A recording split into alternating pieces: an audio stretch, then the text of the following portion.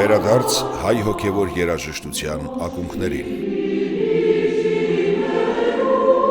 Նյումեգը վերածնունդ հիմնադրամի հետ վերահրատարակել է Հայ ազգային կոմպոզիտորական դպրոցի հիմնադիրներից Մակար Եկմալյանի «Սուրբ Պատարագի երգեցողությունը» գիրքը, որն առաջին անգամ լույս է տեսել 1896 թվականին Լայպցիգում։ Եկմալյանի պատարագը հայ հոգևոր երաժշտության շրջադարձային ստեղծագործություններից է։ Կոմպոզիտորը հայ հոգևոր երգը հասցրեց նոր հարթության։ Եվրոպական երաժշտական արվեստում բազմաձայնությունն արդեն հայտնի էր, հայ հոգևոր երաժշտության մեջ այն նորություն էր։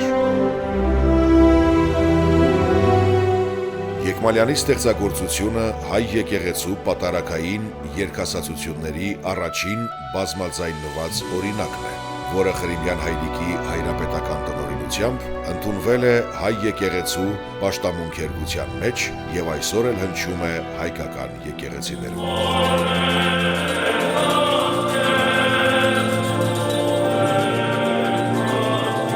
Բացառիկ վերահրատարակություն, որն արժեքավոր աղբյուր է ու գիտական հենք երաժշտագետների, խմբավարների, հայ հոգևոր երգի կատարողների ու եկեղեցու համար։ Մակար Եկմալյան, երգեցողություն Սրբոց Պատարագի, գրքի գլխավոր գործընկեր, Վերածնունդ հիմնադրամ։